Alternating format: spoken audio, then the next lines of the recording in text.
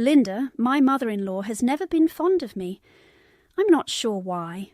Apparently, no one is truly suitable for her beloved kid. She objected to the fact that my spouse opted to stay with me, even though she obviously disapproved of me. We were married a year ago, and we had been together for 3 years.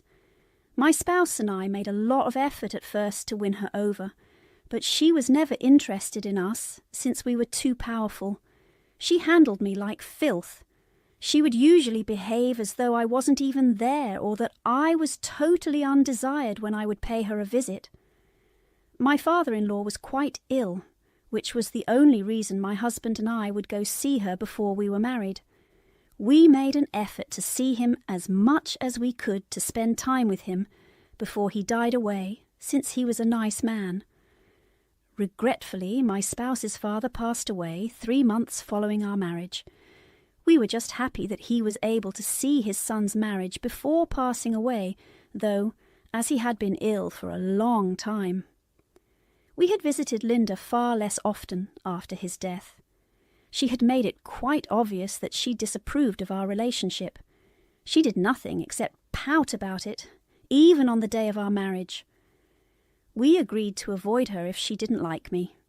My spouse continued to communicate with her, but paid her fewer visits. His father had left him everything, leaving his mother just with the home, which was why he continued to communicate. He had to provide the money for her. She had been a stay-at-home mother for the majority of her life, and had little money of her own, so he would give her money every month. We did not feel comfortable cutting her off completely, though we did not have a good connection with her, so my husband continued to care for her when my father-in-law passed away. My spouse wished for her to remain unaware that his father had given her no inheritance. He explained to her that his father had left him instructions to get all the money as long as he took care of his mother, in order to spare her feelings. My father-in-law left his wife no money. We have no idea why. From what we could gather, their marriage was one of tolerance rather than happiness. But, besides the home, there was no reason he couldn't leave her anything. After all, they were together. Following the death of my father-in-law, my spouse looked after his mother. Neither of us felt comfortable leaving her on her own, even if our relationship was not very good. We stopped going to see her, but we still helped her. My husband was away on business last week when I got the invitation to Linda's birthday celebration. I had never before gotten invites to her functions, so this was unexpected. It was obvious that she didn't accept my status as his wife, since she consistently invited my husband to bring a guest. I received the invitation this time around. I talked to my spouse because I was perplexed. He informed me that, albeit much earlier, he had also gotten an invitation. It was obvious that Linda was only inviting me as a backup plan. He told Linda up front that he had a work trip that would prevent him from attending the party, but that she was welcome to go if she so desired. He advised me to call Linda to get her perspective before making a decision. Linda told me she wanted to make apologies when I contacted her. Since she believed we would be together for the long haul, she wanted to make up for the abuse she had received in the past. She genuinely wanted to give me a chance and show me some respect. Despite my doubts, I went because I thought maybe she was serious. I now regret the horrible choice I made. I thought Linda would meet me personally at the party. She had, to my astonishment, hired a doorman who informed me that my name was missing from the guest list. I showed him the invitation on my phone, confused. He informed me that I must have been duped because the invitation I had gotten was not the real one. This should have been a warning to leave, but I stayed and gave Linda a call because I wanted to give her a chance. When Linda and her friends emerged, they shouted at the security personnel to let me out rather than inviting me inside. She said she had no idea who I was. Her pals could barely contain their laughter, which indicated that this was all premeditated. Saying she couldn't let any sort of filth enter her home, Linda made cruel remarks. Tearfully, I made my way back to my car. I drove away and contacted my husband, who consoled me and promised to return home early from his trip, before the security personnel had to step in. I promised never to speak to Linda again, and blocked her everywhere the next day. Later, my husband called to tell me that Linda was screaming at our door. To receive the money she felt she was due, she threatened to sue us in court. My spouse said that the previous evening he had texted her to threaten to withhold her money if she didn't show respect for either me or him. He told her the truth, which was that his father had given her no money. Linda misinterpreted and believed she had a right to the money. I didn't file charges, but Linda was removed off the property when I phoned the police. Because of how she treated me, I believed she deserved this retribution. Now that she had embarrassed me, she needed to think about herself. Linda apologized by email to us 2 days earlier, saying she had nothing and that she needed our aid. She was depending on our generosity. No one else can take care of her, even when I suspect insincerity. My spouse and I haven't talked about this yet, so I'm not sure how he feels. So, when my mother-in-law insulted me, Aita wanted my husband to take away her money. First update. To start with, a lot of people have called me dumb for wanting to give my mother-in-law another opportunity. To justify myself, let me say that I really thought she was serious about making apologies. Everyone has an ego and makes errors. She's not the first mother-in-law to mistreat her daughter-in-law, but I know of others who have made changes to their ways. I went to her party because I felt that I should give her one opportunity. Though I don't think I did anything wrong, I do regret it now. In this case, I was not the offender, rather, I was the victim. Therefore, I don't think it's right to be angry with me for being a person who believes in second chances. That's simply my personality. I'm neither naive or credulous. I'm simply an everyday person. Besides, she seemed really honest when I had spoken to her over the phone before to the party. She was so adept at her act that I didn't think there was any cause to suspect her sincerity. She really did influence me. Therefore, I think we should give her some credit too. My desire to give her another opportunity and my attendance at her celebration both demonstrate my character. Her dehumanizing me by taking advantage of my choice demonstrates the type of person she is. That concludes the matter. I don't want to discuss the topic anymore. All I wanted to do was protect myself before more hate mail reached my inbox. My spouse and I have talked about it, and although we are sorry about what transpired at the party, we are happy that it exposed her true nature. We are aware of her current state of mind. She was still awful, not that there was any doubt about that before. It's simply more apparent today. We also talked about the email she had given us, and it became clear that we had been feeling just as bad about it ever since. After discussing it further, we came to the conclusion that she was not contacting us out of regret, but rather because she needed money to continue living the sort of lifestyle she had been leading up to this point. She might seem like we were her kids, but in reality, we were nothing more than her meal ticket because she didn't have anybody else to turn to. When we discovered that she had money, even though my father-in-law had given her no money at all, we pretty much stopped feeling bad about it. We had a conversation with the attorney who had handled my father-in-law's estate. He informed us that my mother-in-law had a specific amount of money in her bank account that her husband had transferred to her before to his death, but he could not explain why precisely no money had been left to her. She always had a ton of valuables she could sell if she was truly having trouble. In the worst-case scenario, she would ask her relatives to take care of her and beg them for money. The bottom line was that, even after her extreme disdain for us, we did not need to continue providing for her. She could have survived without us, of course, but She didn't want to, since she didn't want to use her own money. All her life she had been like that. She wanted to present herself as a poor, defenceless girl in need, so that my spouse and I would feel sorry for her and continue to give her money, even though she would still treat us horribly. She tricked us for a time, totally manipulating us into feeling bad for her. However, we refused to let her control us once more. Although we are now aware of her pranks, she is something of a master at it. She won't be able to con us again with much ease. She wrote us that email a week ago, and we still haven't replied to her. We also won't do so. We don't want anything to do with her. Therefore, we will keep ignoring her. With the money she now has, she can manage if she quits living such an ostentatious lifestyle and above her means.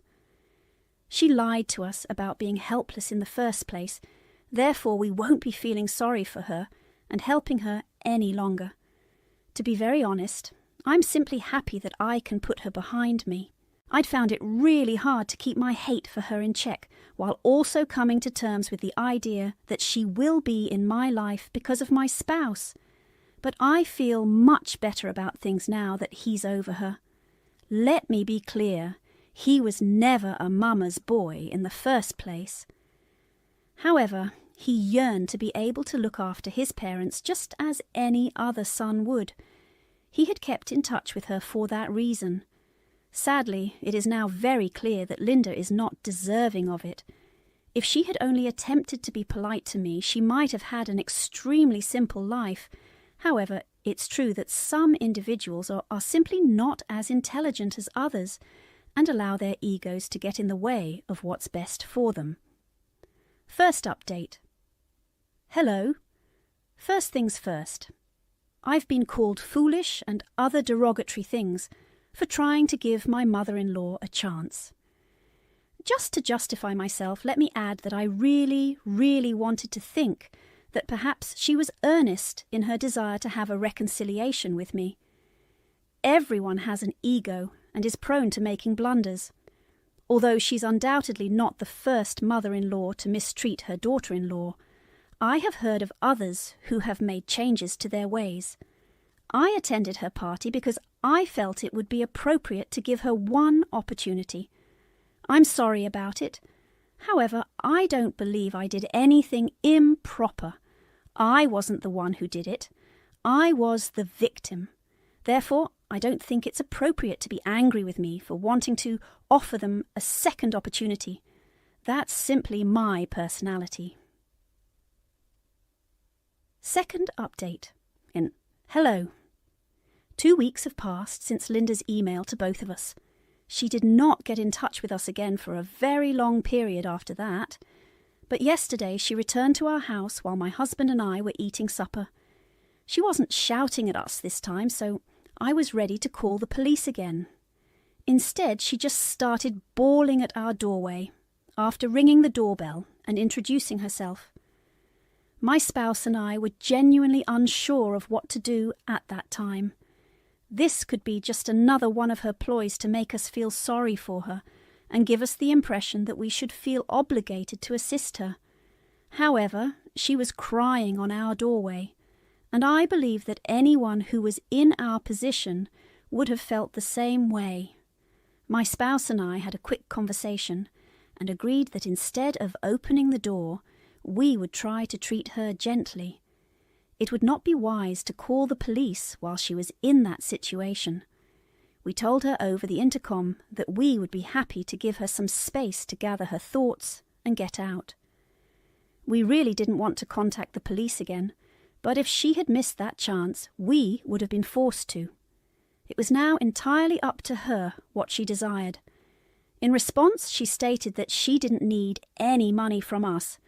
All she wanted to do was apologize profusely.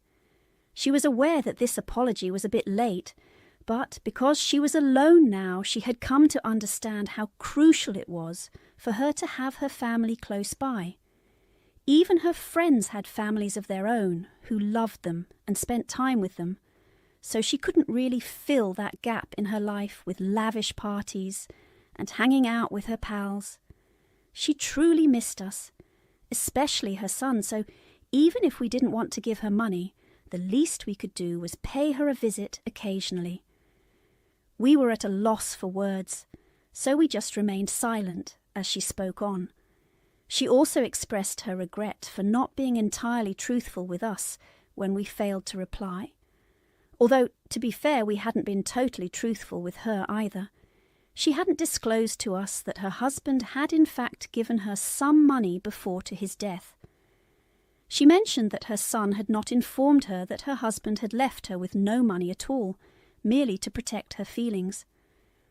Although it was reasonable in a way, she believed that if our family was to be happy and healthy, they both needed to quit lying to and disappointing one another. She wanted to tell the truth to both of us, and said that she had felt throughout her life that no woman could ever be good enough for her son, which is why she did that horrible thing on her birthday. I think it's true that she hadn't approved of me because I was too brazen, too vocal, and too ambitious. However, I fail to see how that was meant to be a source of contention in our union. That being said, that's the reason Linda had never given me her blessing. She became even more resentful of me when she understood that because my husband was smitten with me, her approval meant nothing anymore. She said that she and her spouse had never had a pleasant marriage, and that she had to make many sacrifices during their time together. However, she was happy with him, and insidiously, she had begun to place the same weight of expectations on me. She began to despise me when I failed to live up to her expectations. She had significant difficulties, and she resented the fact that her son liked me so much. However, she did not want to lose the only family she had, so she was prepared to work through them in order to keep her connection with us intact. We're still leery of her, even though I felt that was really honest and raw of her. Following a little period of silence, I informed her that we would discuss our options, but we simply needed a little quiet time to think this through for the time being. She then departed. She made one final apology to us before she left. My spouse and I are really bewildered right now and unsure of what to do. Given our utter lack of direction, any guidance on what to proceed would be greatly welcomed. Not only do we not want to be cruel, but we also do not want to be coerced into doing anything again. To be honest, none of us knows what to trust these days. Of all the things she said, I suppose she was most accurate when she mentioned that my husband's family needed to quit holding secrets and lying to one another. Version 3. Ironically, I said in my last post that my husband's family needs to quit hiding secrets from one another. Given the gravity of what we have discovered, I will continue to stand by that assertion in this update. It seems that my father-in-law's attorney had been under strict orders not to provide us with the reason why his client had not left any money to Linda, which is why he had been reluctant to provide it to us. But that was just my father-in-law being a buddy. It wasn't really official or formal. He was under no legal obligation to give us the truth, but since we persisted in pressing him, he felt compelled to. I'm not sure why, but I felt instinctively that discovering the truth about this would blow a lot of things apart, and my intuition was correct. Linda's purported wealth appears to have come from her affair partner, rather than something her husband had left her. One of her college pals, who had been, and still was, fascinated with her, had been having an affair with her. When the man Linda was seeing was still alive, she had never mentioned it. But she lost him to a heart attack 3 years ago, around the time I started dating my husband. He had given everything to her because he didn't have a family of his own. It wasn't until long later that Linda eventually informed my father-in-law the truth. There was little he could do for the few months before he died. It would be useless to file for divorce because he knew he was dying. He concluded that leaving all of his possessions to his kid and not leaving anything to her, aside from the house, was the only way he could exact revenge on her. He purposely left the home to her, knowing full well that she would not suspect anything and would not attempt to challenge the will after his death. We also learned that what Linda had stated about her spouse requiring a lot of sacrifice during their marriage was a bunch of bullshit. After she married and had my husband, my father-in-law had given her permission to work. It was, however, she who declared her desire to be a stay-at-home mother. Since she had always relied on others to shoulder her burdens, the only thing she had ever lost in her life was her dignity. That being said, having discovered the truth, we also know that she was acting when she visited our home to say how much she missed us. We avoided contacting her after that, which is a good thing because it would have meant that we were duped once more. If it had occurred, we would have felt very foolish. She is a really awful person who lies and cheats. It is best for us if we keep our distance from her. Fourth update. Hi there. So even though we hadn't spoken for a month, Linda made another attempt to get in touch with us. I suppose it has to do with the recent announcement on social media of my pregnancy. However, she made a show of being unaware of it. She wrote to us saying it had been long enough since our last conversation, and she was very looking forward to hearing from us. We ought to have been able to decide by now what our goals were for the future. She was correct. We didn't actually take too long to decide what we wanted. Our desire was for her to refrain from coming. We thus texted her to let her know that we were aware of her affair and other things, and that we no longer wanted to be in contact with her. We assured her that if she found herself alone at this time, it was because she earned it. The only person she truly cared about was herself. She had never regarded anybody else in her life. She ought to be appreciative that she can now spend time with the only person she truly loves, who is herself. She can always locate another man to have an affair with and rely on him in case she runs out of money. She's over her son, though, at least for now. She had upset us sufficiently that it was necessary to deliver this really stern message. We need our peace now that we are starting a new chapter in our lives, and we also need her to stay the hell away from us. She's probably not going to be deterred by this message, and when I'm nearing the end of my pregnancy in a few months, she's going to try again. However, my spouse and I have previously discussed the issue and agreed that should she continue to cause us any trouble, we will seek a restraining order against her and cross our fingers. We also want to move into a new home, and we'll take precautions to ensure that no one tells her the address. We need a larger room nonetheless, what with a baby on the way. All I want is to become a mother, and I can't